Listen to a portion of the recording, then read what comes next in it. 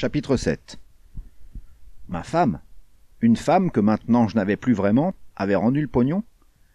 Mais bordel, elle n'avait pas les moyens, et si elle les avait eus, elle ne l'aurait pas fait. Staples me regarda, interrogatif. Tu veux dire que tu ne le savais pas? Elle ne t'a pas dit qu'elle s'occupait de te faire sortir? Sa voix vibrait de plaisir. Je n'étais au courant ni de la situation, ni de l'idée qu'il s'en faisait. Mais, à un gars comme ça, vous ne lui confiez pas vos problèmes. Eh bien, dis-je, je savais qu'elle essayait, mais je ne pensais pas qu'elle y arriverait. Je crois que c'est comme tu le dis. On ne sait ce dont on est capable que lorsqu'on est obligé de le faire. Il acquiesça tout en étudiant mon visage. Je me suis posé une question. Tu sais, il y a pas mal de gens qui ont cherché à te joindre ici, des clients qui avaient acheté sur échantillon et qui attendaient d'être livrés. Je leur ai expliqué la situation au sujet de ta dette et... Super, dis-je, tu aurais même pu en faire la pub dans les journaux. Écoute, Franck, j'essayais juste de t'aider. Je sais que quand tu le veux, tu peux être très aimable. Et je me suis dit que certains de tes clients auraient peut-être aimé t'aider quand tu étais dans le besoin. Je l'ai regardé en secouant la tête. Le gars avait perdu la boule. Bien sûr, il m'aurait aidé. C'est Beverly Hills. J'ai plein de millionnaires parmi mes clients.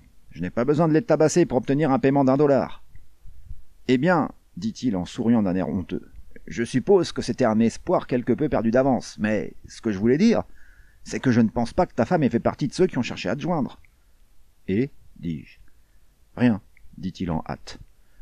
Naturellement, tu avais dû l'appeler depuis la prison. J'ai juste trouvé ça curieux, le fait que ta femme n'appelle pas, puis qu'elle envoie une autre femme pour apporter l'argent. Je me suis dit qu'il était possible que... J'ai haussé les épaules. Il trouvait ça curieux, lui. Je vais être franc avec toi, dis-je. Je n'ai pas appelé ma femme. J'ai appelé toutes ces femmes de ménage et toutes ces plongeuses qui me servent de clientes, et je leur ai dit que soit elles allongeaient l'oseille, soit je les laissais tomber. Ah, Franck! Il me donna une tape sur le bras. En fait, cette femme, la fille qui a apporté l'argent, n'était pas mal du tout. Quelque peu négligée et usée, mais pas mal. Ça doit être Frances Smith, dis-je, la fille du voisin. Joyce a probablement trouvé un boulot et elle aura envoyé Frances amener l'argent. J'ai allumé une cigarette, l'air de rien, et j'ai jeté l'allumette par terre. L'attention et la ruse quittèrent son regard. Bien, Franck, du moment que tu es là. Du moment que je suis là, dis-je, je vais prendre l'argent qui me revient. Allez, Franck, dit-il en faisant la moue. Tu veux dire que tu m'en veux? Tu vas nous quitter? Eh bien, dis-je, je me disais juste que...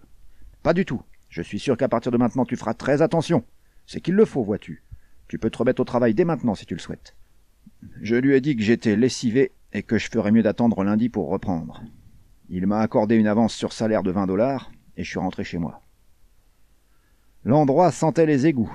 Ça puait le moisi et la bouffe pourrie. J'ai vidé le frigo et j'ai tout empilé sur le bordel qu'il y avait déjà sur la table. Ensuite, je me suis contenté d'emballer tout ça dans la nappe, les assiettes, les poêles et tout le reste. Et j'ai balancé toute cette merde dehors, dans la poubelle. J'ai ouvert toutes les fenêtres et j'ai pendu les draps au fil. Il y avait encore beaucoup de choses à faire. Il y en aurait toujours dans cette maison. Mais je me suis arrêté là. Je me sentais comme vidé. Et c'était normal avec ces soucis et cette tension nerveuse que je venais d'avoir. Presque trop fatigué pour me demander qui m'avait fait sortir de tôle et pourquoi elle l'avait fait. En fait, ce n'était peut-être qu'une erreur après tout. La nuit était tombée. J'ai refermé les fenêtres et j'ai baissé les stores. Je n'avais presque rien mangé en prison. Je ne pouvais pas avaler leur bouillie. Alors maintenant, j'étais plutôt affamé. Mais dans le placard, il n'y avait rien d'autre que du café et un quart de whisky. J'ai amené le whisky jusqu'au canapé et je m'en suis tapé une gorgée. Je me suis étendu, les pieds en l'air. J'ai siroté, j'ai fumé, en pensant à comment j'étais la nuit d'avant et que j'étais bien mieux maintenant. En pensant qu'on ne se rendait jamais compte de la chance qu'on avait et que peut-être je ne m'étais pas si mal débrouillé après tout. J'ai commencé à me détendre et je me suis remis à me demander. Allez, qui, parmi celles que je connais... Nom de Dieu, laquelle aurait pu... Quelqu'un venait dans l'allée, presque au pas de course. L'allée, puis l'escalier, puis le porche. J'ai bondi et j'ai ouvert la porte. Mona, dis-je. Mona, mon bébé, qu'est-ce qui... Elle m'est pratiquement tombée dans les bras, en sanglots, essoufflée.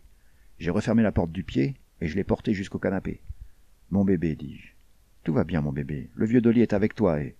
Oh, Dolly, Dolly. Elle s'agitait d'avant en arrière en me serrant dans ses bras. J'avais tellement peur que tu ne sois pas là et... Ne la laisse pas m'attraper, Dolly. Emmène-moi avec toi, aide-moi à m'échapper. J'ai de l'argent assez pour nous deux, Dolly, je t'en supplie, je t'en supplie. Attends une minute, dis-je, et je l'ai secoué par les épaules. Calme-toi maintenant. Je vais faire tout ce que je peux, ma chérie, mais il faut que je sache. Prends-le, Dolly, tu peux tout prendre, mais emmène-moi avec toi. Elle plongea les mains dans les poches de son vieux manteau défraîchi. Elle les ressortit, et il plut de l'argent sur mes cuisses, des liasses froissées de billets de 5, de 10 et de 20. Je t'en supplie, Dolly, tu le feras. Prends l'argent et emmène-moi. Bien sûr, dis-je, tu peux compter sur moi, mais il faut d'abord éclaircir 2 ou 3 choses. Tu as pris cet argent à ta tante? Oui, celui-là et l'autre, celui que j'ai donné à l'homme du magasin. Quand tu n'es pas revenu, je ne savais plus quoi penser. Je savais que quelque chose d'horrible avait dû t'arriver. Tu avais promis de revenir, et je savais que tu tiendrais ta promesse. Quelqu'un de bon et de gentil comme toi ne pourrait... Sa voix resta en suspens. Je lui ai tapoté la main, j'étais mal à l'aise. Oui, bien sûr, dis-je. C'est juste que j'ai eu un empêchement, tu comprends? Ah, alors j'ai cherché ton numéro dans l'annuaire et j'ai appelé ici. J'ai appelé. Et finalement, aujourd'hui, j'ai appelé au magasin et l'homme a dit... La suite vint d'une seule traite. Staples l'avait mise au parfum à mon sujet. Elle savait où la vieille cachait son argent. Elle a pioché dedans ce qu'il fallait pour me faire sortir, plus ce qu'elle avait là. Et maintenant, avec à vue de nez 5 ou 600 $, et moi tout juste réchappé d'une condamnation pour délit de vol, nous étions supposés mettre les voiles ensemble, vivre heureux pour toujours et tout le tintouin. Et c'est ce que je voulais. Et je la voulais, cette fille. J'avais pour elle une reconnaissance infinie. Mais bordel, comment allais-je faire? Elle me regardait, m'implorant des yeux. Tu ne veux pas, Dolly? C'est pour ça que tu m'as dit que tu étais marié, parce que tu ne m'apprécies pas vraiment? Je n'ai pas arrêté d'appeler ici, et personne... Non, je ne t'ai pas menti, dis-je. Ma femme m'a quitté. Elle est en dehors de l'affaire maintenant, donc de ce côté-là, tout va bien. Mais... Quand elle va comprendre, elle va me tuer, Dolly. Elle va savoir que c'est moi qui l'ai pris, et... Elle s'est remise à pleurer, d'un sanglot sourd et désespéré qui me perçait comme un couteau. D'accord, Dolly, je ne veux pas que tu te sentes mal. J'aurais dû me dire que tu ne pouvais pas vraiment m'apprécier. Bébé, dis-je, écoute-moi, ma chérie, pour dire ce que je ressens pour toi, apprécier n'est pas le bon mot. Je t'aime, tu comprends? Il faut vraiment que tu le saches. Et c'est pour ça qu'il faut y aller doucement, car si nous agissons de la mauvaise façon, celle que tu suggères, nous ne serons plus jamais ensemble. Ils nous mettront tous les deux en prison. Mais, écoute-moi, tu me laisses poser les questions et tu réponds. Tu étais supposé sortir faire des courses ce soir. Ok. La boutique était fermée et tu as dû aller à une autre. Ce point-là est réglé. Maintenant, au sujet de ce pognon que ta tante a caché. Elle ne sait pas que tu es au courant, n'est-ce pas? Non, mais... Réponds juste à mes questions. Où est-ce qu'elle l'avait mis? Comment l'as-tu découvert? En bas, dans la cave, derrière des vieilles planches et des caisses. Un jour, j'étais descendu à la cave pour nettoyer la chaudière et elle ne savait pas que j'y étais. Elle a retiré les planches et les caisses et il y avait un trou dans le mur et l'argent était là-dedans, dans une espèce de petite valise. Elle a sorti l'argent et elle l'a compté. Elle marmonnait, elle jurait. Elle avait l'air à moitié folle et... Elle m'a vraiment fait peur, Dolly. J'avais peur qu'elle me voie et... Oui, bien sûr, dis-je. Le spectacle de la vieille avare, hein? Tu l'as déjà revu en bas depuis? C'était quand la dernière fois? C'était cette fois-là. C'est la seule fois que je l'ai vue là. Il y a 3 mois environ. L'escalier est vraiment très raide et c'est toujours moi qui y vais chaque fois qu'il y a quelque chose à... Bien sûr. Eh bien, tu vois, ma chérie, tout baigne dans l'huile. En tout cas pour l'instant. Il devrait bien se passer 1 an avant qu'elle ne voie que le pognon a disparu. Elle comprit là où je voulais en venir et elle recommença sa crise. Ça serait peut-être dans moins d'1 an. Ça pourrait même être demain. La vieille bique était peut-être déjà en train de vérifier son pognon à l'instant où nous parlions et... Arrête ça, dis-je. Tu as compris, bébé? Je te dis d'arrêter, et je suis sérieux. Ta tante ne sait pas que tu as pris l'argent et elle n'en saura rien. Lundi, je reprends le boulot. J'aurai les 300 et quelques que tu as pris pour moi dans environ 1 mois. Tu les remettras dans la valise, et cet argent-là, tu vas le remettre dès ce soir, et... Non, Si. Tu ne comprends pas, ma chérie? Nous n'avons pas le choix. Si tu ne rentres pas à la maison ce soir, la vieille bique ira tout de suite voir si son pognon est là. C'est la première chose à laquelle elle pensera. Elle comprendra que tu lui as pris, et la police t'attrapera en un rien de temps. C'est ça que tu veux? Tu vois bien que j'ai raison, non? Oui. À contre-cœur, elle acquiesça. Tu m'aimes vraiment, Dolly? J'aimerais avoir le temps de te le prouver, dis-je. Et ce n'était pas d'esbrouffe. Mais tu es déjà dehors depuis trop longtemps. Je vais te ramener là-bas, je te dépose au centre commercial, et nous nous reverrons dans 1 jour ou 2. Nous passerons un bon moment ensemble, rien que nous deux. Je lui ai fourré l'argent dans les poches, et je l'ai câliné et taquiné jusqu'à ce qu'elle sourit. Elle était encore nerveuse, elle avait encore peur, mais elle se disait qu'elle allait y arriver. Elle dormait dans la chambre du bas. La vieille dormait à l'étage, et une fois qu'elle y était, elle ne redescendait pas de la nuit. « C'est du gâteau, dis-je. Tu n'auras aucun problème, bébé. Et maintenant, on se fait un gros baiser et on s'en va. » Nous nous sommes embrassés. J'ai démarré en direction de la ville. Pendant le voyage, la tête sur mon épaule, elle n'a presque pas parlé. Elle était en paix avec l'univers. Et j'étais content qu'elle soit comme ça, bien sûr, mais moi, je ne me sentais pas si bien. Mona ne savait pas si sa tante comptait souvent l'argent. Elle l'avait vu en train de le faire cette fois-là, mais il y avait sûrement plein d'autres fois où elle ne l'avait pas vu. La vieille aurait bien pu le faire tout de suite, vous voyez, dès l'instant où elle avait envoyé Mona faire les courses. Ça ne serait pas étonnant pour une garce qui aimait le pognon à ce point-là.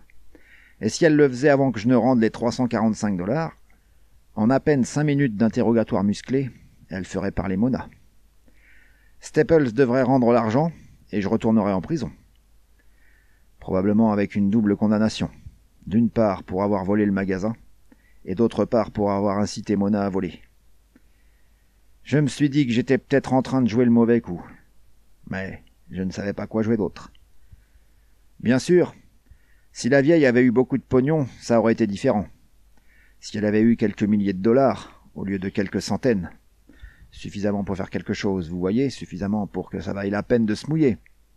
Eh bien, j'aurais su exactement quoi faire alors. C'était une pourriture, une vieille salope. Il lui serait arrivé quelque chose, et c'est moi qui aurais assuré la livraison. Et bordel, il n'y avait pas beaucoup de risques. Un peu, bien sûr, mais pas beaucoup. Car il serait aussi arrivé quelque chose à Pete Hendrickson. Il était parfait pour le rôle du pigeon. Oui, monsieur, je savais exactement comment utiliser Pete. Un plan avait surgi dans mon esprit sans même que j'aie eu besoin d'y réfléchir. Mais pour quelques centaines de dollars, non. Ni même pour quelques milliers. Si jamais je tentais quelque chose comme ça serait pour le jackpot. Un gros butin, et puis Mona, et... Soudain, j'ai pensé à quelque chose. « Bébé, dis-je, Mona, ma chérie, est-ce que ta tante a de l'argent ailleurs dans sa maison? Je veux dire, si elle ne descend que rarement à cette cachette dans la cave. » Eh bien, elle hésita. « Je pense qu'elle doit en avoir. Elle le garde dans sa chambre, probablement. Je ne sais pas, car la porte est toujours fermée à clé, et elle ne m'y a jamais laissé entrer. » Dis-je. « Elle doit en avoir un bon paquet, tu ne penses pas? Après tout, elle dépense tous les jours pour vous deux, et... » « Pas grand-chose, Dolly. On mange surtout du riz et des haricots, et des choses bon marché. Je vais un peu partout pour faire les courses, pour acheter les choses que les magasins sont sur le point de jeter. On ne dépense pratiquement rien. »« Oui, mais néanmoins... » Dolly. Elle se serra contre moi. « Je ne voulais pas te le dire, mais il a fallu que je le fasse. Tu sais quoi? Beaucoup de fois. Je l'ai fait pendant longtemps. Elle m'a forcé, et c'est comme ça que... Mon Dieu, j'avais la nausée rien qu'en y pensant. Obliger cette petite à se prostituer dès l'enfance. « Oublie ça, ma chérie, dis-je.